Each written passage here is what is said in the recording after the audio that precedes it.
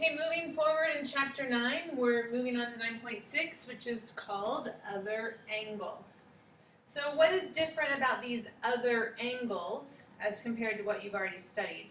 Well, it says right here in this first sentence, the preceding section dealt with angles that had their vertices on the circle. So an inscribed angle had that vertex on the circle.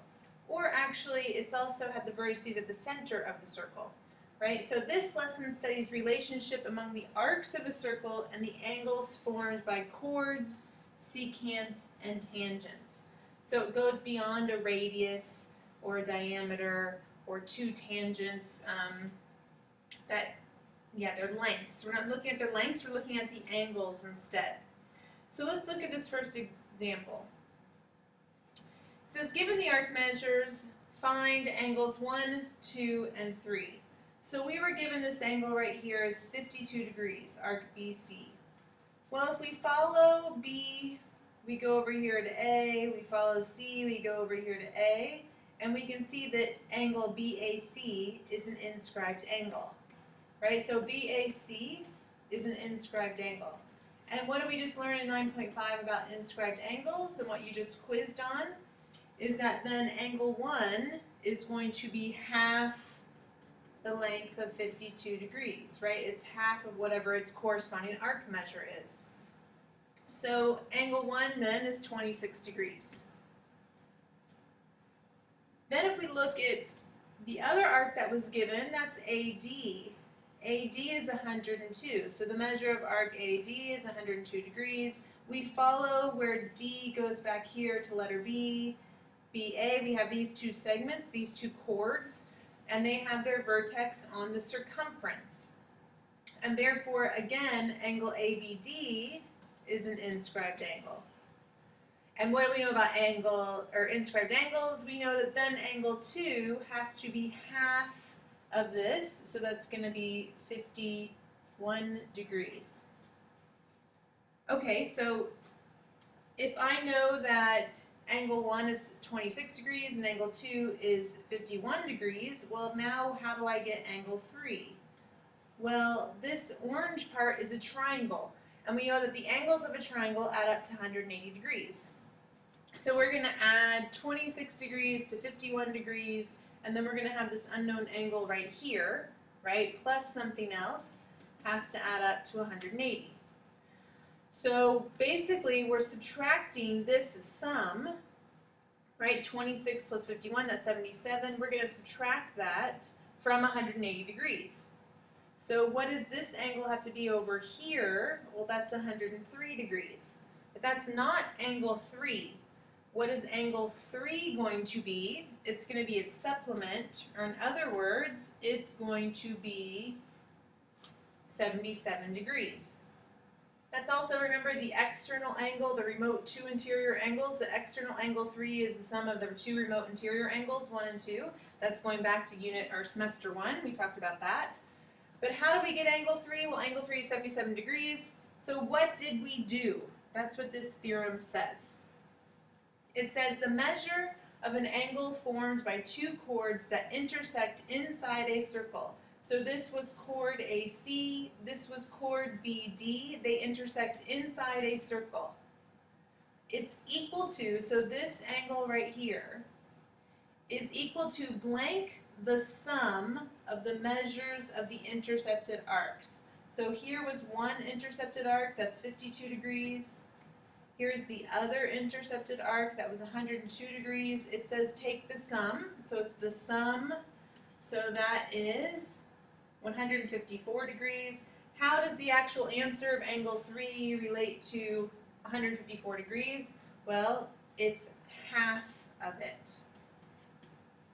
So to get angle 3, we simply had to add 52 plus 102, take half of it, and that would be angle 3. Therefore, what would its opposite angle be right here? The vertical angles. Well, vertical angle theorem says that they would be the same, so this would also have to be 77, and if this is 103, this would also have to be 103 because of the vertical angle theorem.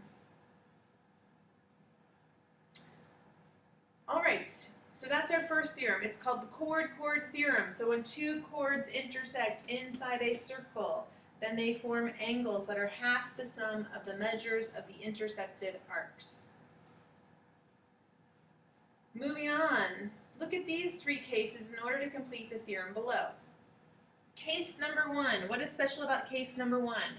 We have a secant intersecting a secant. So this is two secants right here. Okay, what do you notice? Well, it says the measure of angle 1, right? The measure of angle 1 is equal to half the measure of arc x minus arc y. So, two secants break up this circle into two arcs. We have this arc measure, which is always the biggest one, the one that's farthest away from the angle, and then we have this arc measure, which is a smaller one. So we take the larger one minus the smaller one, half it, and that's going to give us angle 1. Okay, look at the second one. We have a tangent and a tangent. So case number 2 is two tangents. Okay, again, angle 2 is equal to half the larger arc measure minus the smaller arc measure. So notice that these tangents, wherever it intersects to become tangent, right here and right here, that separates your arc into the larger, or your circle circumference, sorry, into a larger arc, the minor arc, and the major arc. So major arc, minor arc right here. So always a larger one and a smaller one. How about our last case? Our last case is a secant, right? That's a secant right there, and then this is a tangent. So a secant and a tangent. So where are my major and minor arcs there? Well, I'm looking at where the secant intersects and where the tangent intersects. So there's my major arc, and here's my minor arc. So if I take the difference between x degrees minus y degrees, major arc minus minor arc, take half of that, that would give me angle 3. So it says the measure of an angle formed by two secants, case number 1, two tangents, case number 2, or a secant and a tangent drawn from a point outside a circle. So notice all of these start from a point outside the circle. This is case number 3, is equal to blank. So that would be half the what of the measures of the intercepted arc? Well, what does the minus sign stand for? It stands for the difference. So it's half the difference of the measures of the intercepted arcs. Will this equation or formula be given to you in the theorem sheet? No, it's written in words, so you have to understand that translation. Half the difference of the intercepted arcs. Always the major arc first and then the minor arc second, or the bigger arc first and the smaller arc second. Because in this case, that's not a major arc, they're both minor. Okay, now let's do some examples. This is where it gets complicated. So it's not the understanding the theorems that makes this difficult, it's seeing the theorems and how they apply in the picture. So if you struggle with seeing this stuff, then I'd say get out your colored pencils, your markers, and do some colors so you can see what's happening here. Let's look at this first example.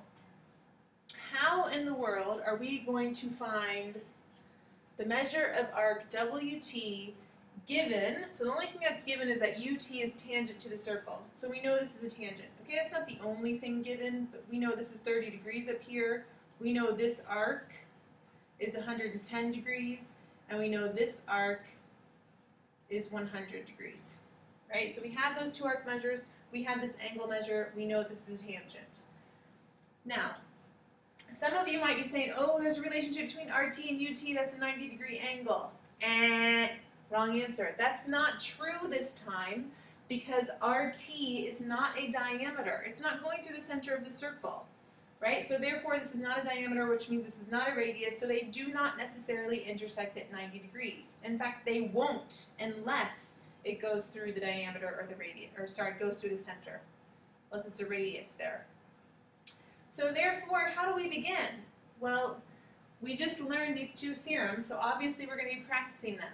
Either we're going to use the chord theorem, which we're looking for the intersection of two chords internally, and we're trying to find the sum of those measures of the intersection, or we're doing a secant tangent, tangent tangent, or secant secant relationship.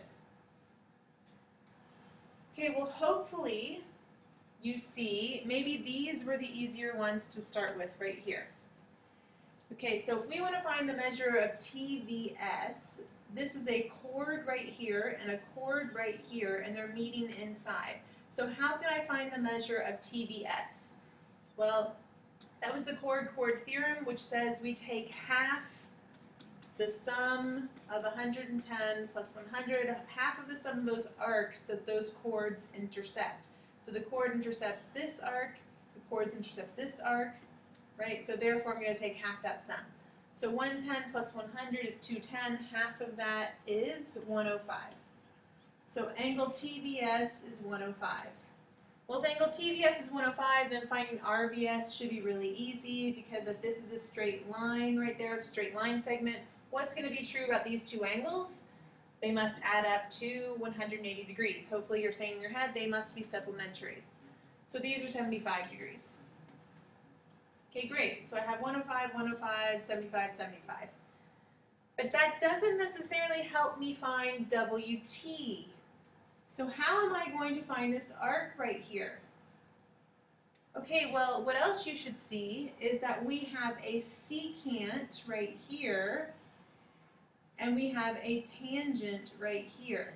So that's secant and tangent, and their intersection point is on the outside of a circle. So what did we learn there? We learned that we would take the bigger arc, that they're separated into two arcs, this blue one right here, and this green one right here. Right, so the purple lines, the secant and the tangent, they separate ST and WT. They separate STW, this big arc right here, into two smaller arcs. So what do we know about the measure of arc WT? Well, that's going to equal half the difference of these two things. Oh, sorry, that's wrong.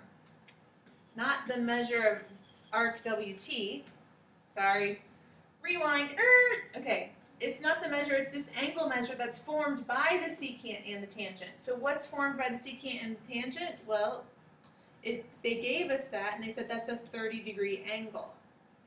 So that 30-degree angle is equal to half the difference of the larger arc, which is 100, minus the smaller arc, which is this green arc, which is WT.